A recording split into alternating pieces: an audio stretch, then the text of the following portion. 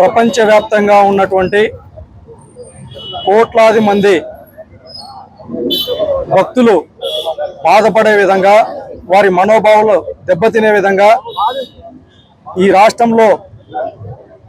మన ఉనికికే ప్రమాదం అయ్యేటటువంటి విధంగా అందరం కలిసి ఈ రాష్ట్రంలో ఏమి జరుగుతుందిరా,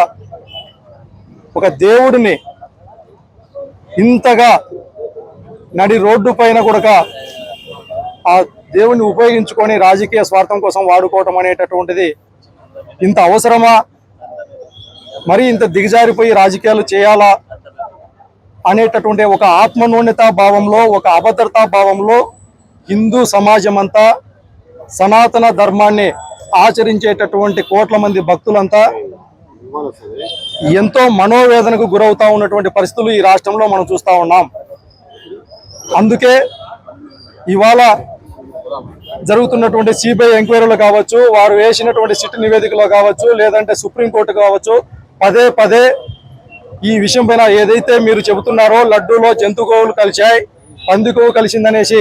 ఇంత నీచంగా మాట్లాడుతున్నారే, వీటికి ఎటువంటి ఆధారాలు లేవు, వాటిలో ఎటువంటి కొవ్వులు కలవలేదు అని చెప్పి చెబుతున్నప్పటికీ పదే పదే నిస్సిగ్గుగా మరింతగా దిగజారిపోయి రాష్ట్ర ప్రజలనే కాదు, యావత్తు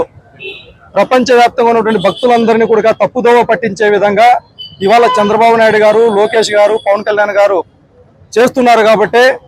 మరొకసారి కూడా ప్రజలను మభ్యపెట్టే విధంగా ఫ్లెక్సీల రూపంలో చట్టానికి వ్యతిరేకంగా మా పార్టీకి సంబంధించినటువంటి ముఖ్యమైనటువంటి నాయకులందరి ఫోటోలు పెట్టి ఫ్లెక్సీల రూపంలో కూడా అన్యాయమైనటువంటి దుర్మార్గమైనటువంటి అడ్వర్టైజ్మెంట్ చేయటం మనం చూస్తూ ఉన్నాం. దానికి నిరసనగా ఇవాళ చట్టపరంగా మేము కూడా వైఎస్ఆర్ కాంగ్రెస్ పార్టీ నాయకులతో కలిసి వారి ఎవరైతే తిరుమల తిరుపతి దేవస్థానాన్ని అప్రతిష్ట పాలు చేయాలనుకుంటున్నారో, ఎవరైతే ఆ విధమైనటువంటి భావాజలంతో ఉన్నారో, ఎవరైతే సనాతన ధర్మాన్ని అన్యాయంగా అపహాస్యం చేస్తున్నారో వారిపైన చర్యలు తీసుకోవాలా, చట్టపరంగా చర్యలు తీసుకోవాలనే ఉద్దేశంతో ఇవాళ స్థానిక 2 టౌన్ పోలీస్ స్టేషన్ నందు కంప్లైంట్లు ఇవ్వడం జరుగుతూ ఉంది. అందుకే మేము కూడా యావత్ హిందూ సమాజానికి కూడా విన్నవిస్తా ఉన్నాం, మీరెవరు ఆధారపడాల్సిన పని లేదు, అభద్రతా భావానికి గురి కావాల్సినటువంటి పని లేదు. ఇక్కడ వైఎస్ జగన్మోహన్ రెడ్డి గారి నాయకత్వంలో కుల మతాలకు అతీతంగా, ప్రాంతాలకు అతీతంగా, రాజకీయాలకు అతీతంగా ముఖ్యమంత్రి హోదాలో ఉన్నప్పుడు గతంలో ఏ విధమైనటువంటి పరిపాలన చేశాడో, భవిష్యత్తులో కూడా ఆ విధమైనటువంటి పరిపాలన మనమందరం చూడాలంటే మరొకసారి కూడా ఈ విధమైనటువంటి పరిపాలన చేసి చంద్రబాబు నాయుడు గారి మాదిరిగా, పవన్ కళ్యాణ్ గారి మాదిరిగా మతాల పేరుతో రెచ్చగొట్టేటటువంటి ప్రజల మధ్య, లేకపోతే భక్తుల మధ్య, ప్రాంతాల మధ్య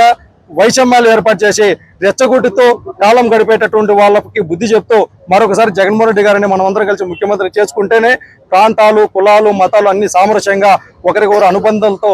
ఆత్మీయతో జీవించేటటువంటి రోజులు వస్తాయనేసి సందర్భంగా తెలియజేస్తూ, భవిష్యత్తులో వీరందరిపైన ఎవరైతే హిందూ సమాజం పైన, సనాతన ధర్మం పైన ఈ విధమైనటువంటి పాపగాండ చేస్తున్నారో వాళ్ళందరిపైన చర్యలు తీసుకోవాలనేసి మేమందరం డిమాండ్ చేస్తా ఉన్నాం.